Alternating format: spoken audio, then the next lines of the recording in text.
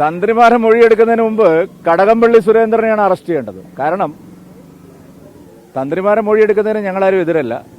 പക്ഷേ ഉണ്ണികൃഷ്ണൻ പോറ്റിയും പത്മകുമാറും പറഞ്ഞ കടകംപള്ളി സുരേന്ദ്രനെയും പ്രശാന്തിനെയും എന്താ അറസ്റ്റ് ചെയ്യാത്തത്? അതുകൊണ്ട് തന്ത്രിമാരുടെ മൊഴിയെടുക്കുന്നതിന് മുമ്പ് കടകംപള്ളി സുരേന്ദ്രനെയും പ്രശാന്തിനെയും ഒക്കെ അറസ്റ്റ് ചെയ്തിട്ട് വേണം മറ്റ് നടപടികളിലേക്ക് പോകാൻ. ആദ്യം അറസ്റ്റ് ചെയ്ത പോറ്റിയും മുരാരി ബാബുവും കടകംപള്ളി സുരേന്ദ്രന്റെയും പ്രശാന്തിന്റെയും എല്ലാം കൃത്യമായിട്ടുള്ള പങ്കാളിത്തം ഈ കേസിൽ മൊഴിയായി നൽകിയിട്ടുണ്ട്. എന്താ അവരുടെ അടുത്തേക്ക് പോകാത്തത്? അവരുടെ അടുത്തേക്ക് ആദ്യം പോകണം.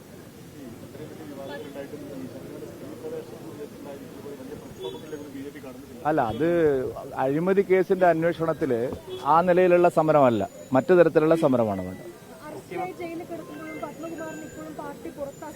പാർട്ടി പുറത്താക്കില്ലല്ലോ. പാർട്ടി പറഞ്ഞിട്ടല്ലേ പത്മകുമാർ ഈ കള്ളത്തരെല്ലാം കാണിച്ചത്. പത്മകുമാർ പിണറായി വിജയന്റെ മനസാക്ഷി സൂക്ഷിപ്പുകാരനല്ലേ, പിന്നെ എങ്ങനെ പുറത്താക്കും? അപ്പോൾ വളരെ വ്യക്തമല്ലേ, സംഘടിതമായ കുറ്റകൃത്യമാണ്. ക്ഷേത്രങ്ങൾ തകർക്കാനും അവിടുത്തെ സമ്പത്ത് കൊള്ളയടിക്കാനും പാർട്ടി തലത്തിലെടുത്ത തീരുമാനമാണിത്. അതാണ് ശബരിമല സമരകാലത്ത് നമ്മൾ കണ്ടത്. അതിന്റെ ഭാഗമായിട്ട് തന്നെയുള്ള കൊള്ളയാണ് നടന്നിരിക്കുന്നത്. ആ കാലത്ത് തന്നെയാണ് ഈ കൊള്ള നടന്നിരിക്കുന്നത്. വിശ്വസിച്ച് ഏൽപ്പിച്ചതിന്റെ പങ്ക് പാർട്ടിക്ക് എത്ര കിട്ടിയെന്ന് മാത്രമേ ഇനി അറിയാനുള്ളൂ.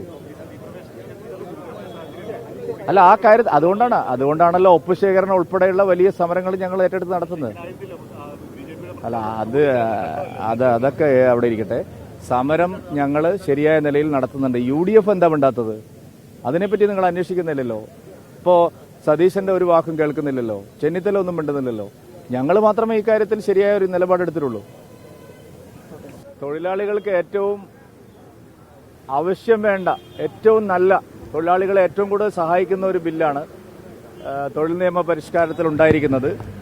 എല്ലാ കാര്യങ്ങളിലും എതിർപ്പ് പറയുന്നത് പോലെ ഇതൊരു സ്ഥിരം പല്ലവിയായി സർക്കാർ മാറ്റിയിരിക്കുകയാണ് കേരള ഗവൺമെന്റ്. തൊഴിലാളികൾക്ക് ആർക്കും തന്നെ ഇതിൽ പരാതിയില്ല. തൊഴിലാളി സംഘടനാ നേതാക്കൾക്ക് ചില ബുദ്ധിമുട്ടുണ്ടാവുമായിരിക്കും. പക്ഷേ കോടാനുകോടി വരുന്ന ഇന്ത്യയിലെ തൊഴിലാളികൾക്ക് ഈ കാര്യത്തിൽ ശക്തമായിട്ടുള്ള പ്രയോജനം കിട്ടുന്നതാണ്, നല്ല അനുകൂലമായിട്ടുള്ളതാണ്. ആ ലേബർ കോഡ് നിയമങ്ങൾ വായിച്ചു നോക്കിയാൽ എല്ലാവർക്കും മനസ്സിലാവും. ദയവായി മാധ്യമപ്രവർത്തകർ അതൊന്ന് ശരിയായി വായിച്ചു നോക്കണമെന്നാണ് എൻ്റെ അഭിപ്രായം. ഒരു തരത്തിലുള്ള ബുദ്ധിമുട്ടും തൊഴിലാളി സമൂഹത്തിന് ഇല്ല. തൊഴിലാളികൾക്ക് ഏറ്റവും വേണ്ടപ്പെട്ട ഒരു നിയമമാണ് ഇപ്പോൾ വന്നിരിക്കുന്നത്. അല്ല, കേരളത്തിന്റെ പ്രതിഷേധം ആര് വിലവെക്കാനാണെന്ന്? കേരളം എന്തെല്ലാം കാര്യത്തിലൂടെ പ്രതിഷേധം നടത്തി?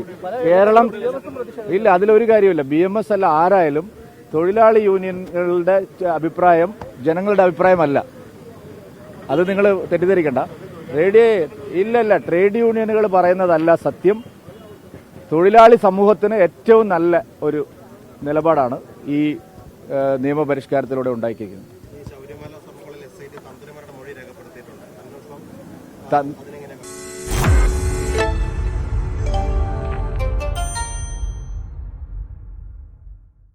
ലോകത്തെവിടെയായാലും ഏത് സമയത്തും 24 വാർത്തകളും ഓഗ്മെന്റഡ് റിയാലിറ്റി പാക്കേജുകളും എക്സ്പ്ലെയിനറുകളും വിശദമായി കാണാൻ ഞങ്ങളുടെ YouTube ചാനൽ നിങ്ങൾക്ക് സബ്സ്ക്രൈബ് ചെയ്യാം.